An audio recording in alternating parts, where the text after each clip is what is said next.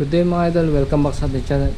Today video, magagawa tayo ng cabinet. Ayan, ito yung in-order ko sa Shopee, circular. So okay naman, naghihiwa ako ng plyboard ngayon. Ang mahal ng plyboard, 1,000 isa. So kasi nga kahapon na receive namin yung mga ate cargo, ang dami, kaya kailangan kong gumawa ng cabinet. Sige mga idol, i-update ko kayo pagka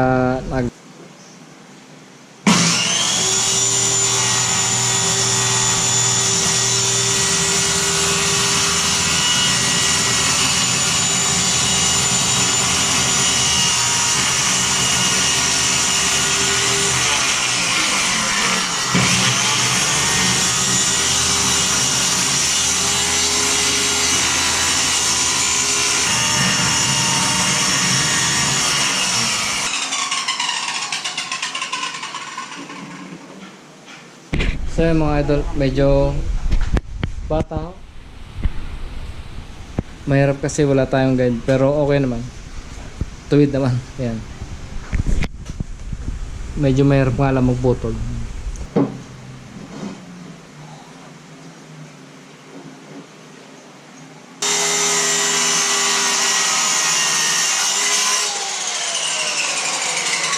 Nagmas ako kasi masyado mga alikabok sa may likod pa.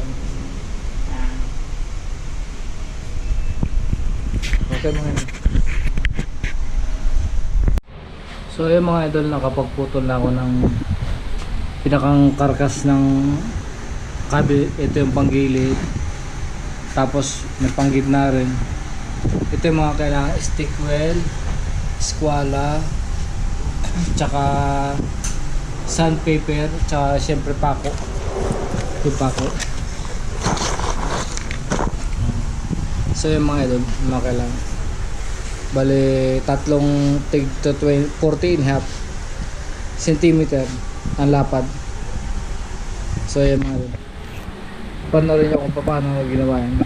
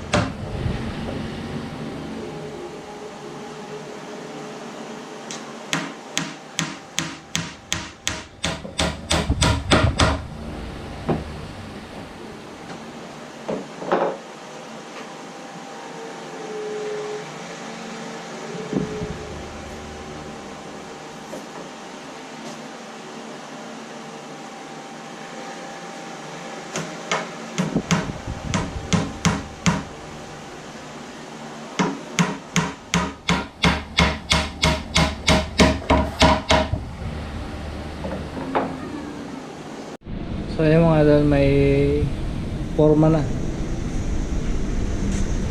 Bali hati sa gitna, tapos akin tsaka kay Mrs. na cabinet.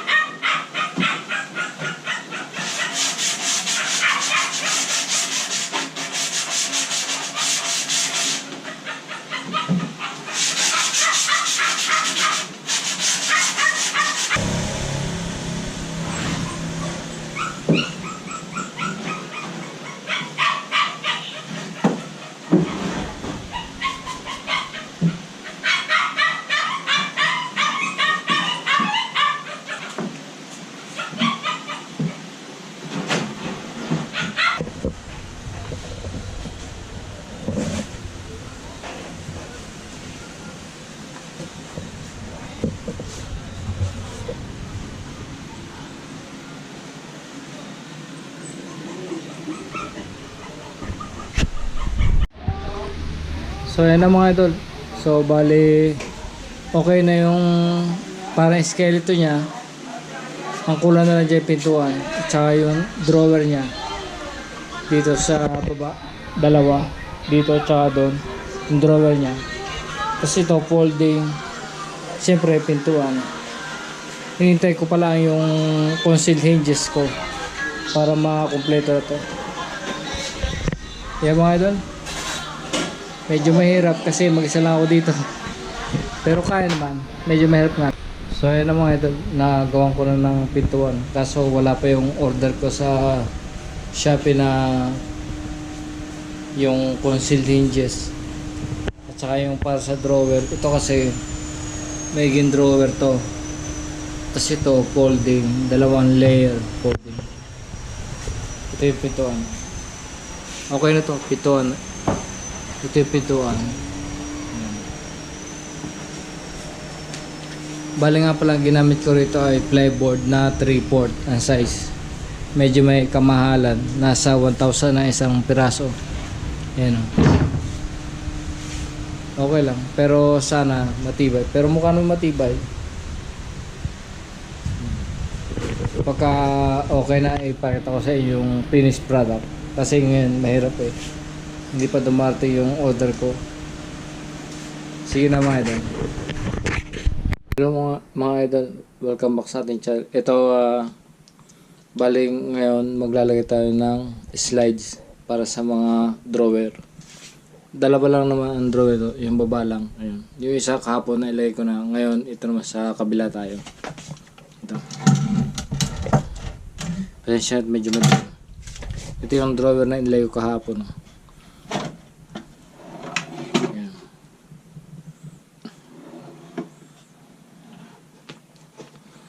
Maganda kasi hindi siya bigla nagsasara. Unti-unti siya magsasara. Hindi siya nagsasara do bigla, no. Hindi makakalampag. Tapos dito naman tayo, ang gagawin dito, kumuha ko ng dalawa ritaso ng plyboard, 3/4 ang kapal, tapos ipapatong natin ganyan. Yan ang kanya pinaka magiging base. Sorry. Tapos pag ilalagay nyo yung drawer, tanggalin yung isa. Ito isang ito. Tapos may isa na lang para hindi siya lapat. Hindi lapat yung drawer sa baba. Para madali i-adjust. So ganun lang mga idol. I-update ko kayo pag ako isa pa.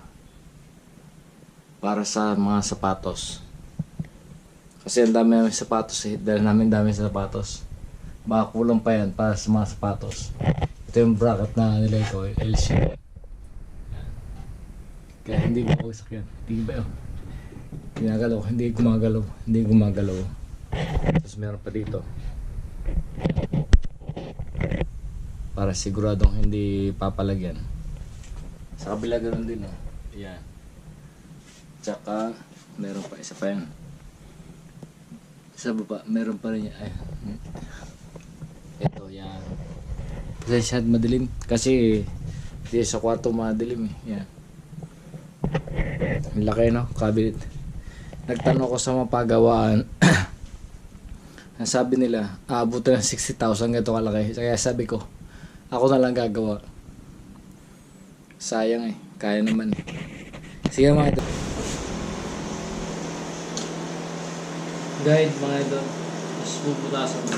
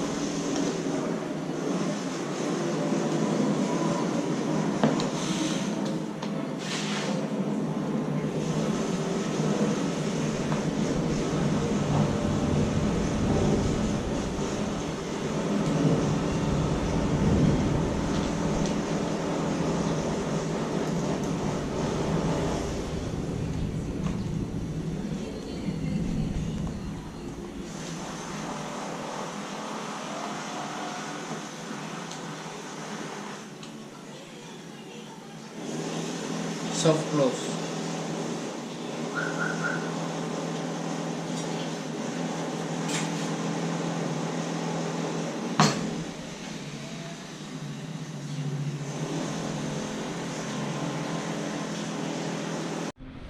Kaya mga idol, welcome back sa atin. Ito na yung cabinet na inayos ko.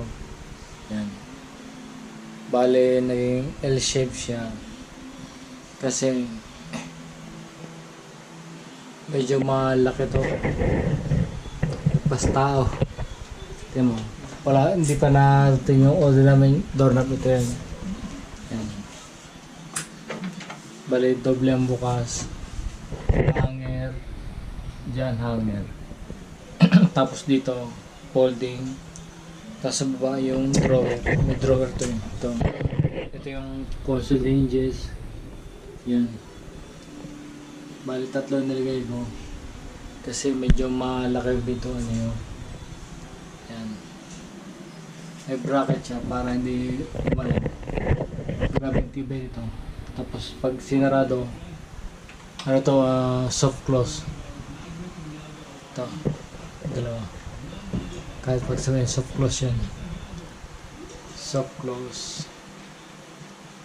Hydraulic. Kaya maganda. Tapos itong kabila, ganun din. Yan. Ito, puro folding yan. Puro folding na damit. Sorry. Sapatos pala ilalagay dyan. Mga sapatos. Ganun din. Soft close ang pintuan niya, no?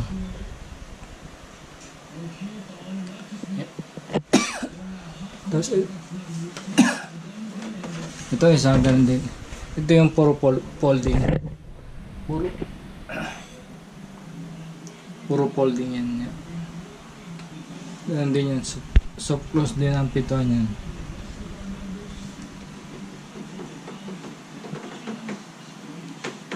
Yan.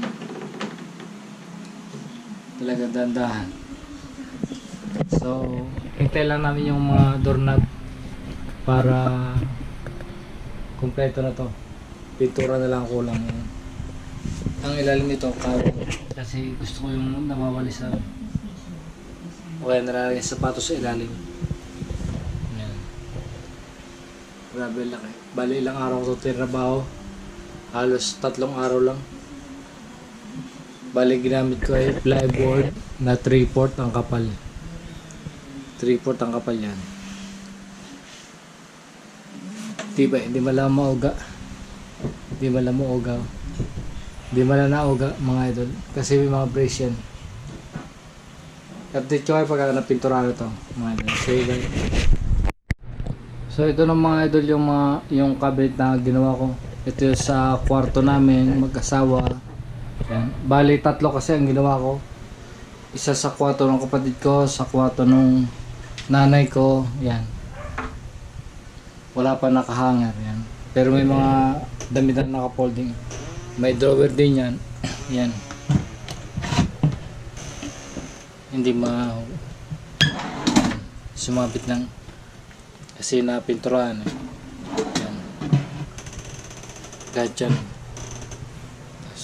Soft close lahat yan oh. Hindi bumabalabag ang pintuan. Pag sinasara. Tapos ito, hindi ko na pinakita ko pa. Basic na naman yan eh.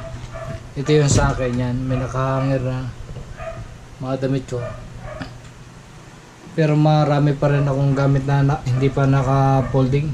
Mga nasa ito, bakante. Bala kong lagyan ng mga siguro kung ano mga sobra. Diyan ko ilalagay tsaka yung bagong yan. Dito nga pala yung sapatos ko yan. Mga sapatos namin. Sa akin sa taas sa asawa ko sa baba ilalayer yan 8 o 9 bali 8 layer 4 na layer kami sapatos ng asawa ko at akin dyan namin lalagay tapos yung iba dito yung isa yung sa kapatid ko ginawa ko rin yan malit lang na kwarto tapos ginawa ko lang din isang cabinet lang, isang pintuan lang. Yan. May drawer din sa baba. Para may pwedeng lagyan ng importanteng gamit. Yan. Tapos wala pa laman yan mga idol. Kasi yung mga gamit niya hindi pa naayos. Pero ang maganda rito, soft close lahat yan. Yan, pag sinarado, hindi na balabag. Pero nasara. Okay, di ba mga idol? Bali, inabot ako ng 1 linggo para sa tatlong yan. Wala akong katulong. Minsan yung asawa ko, ito yung kwarto ni nanay. Teka. Yan.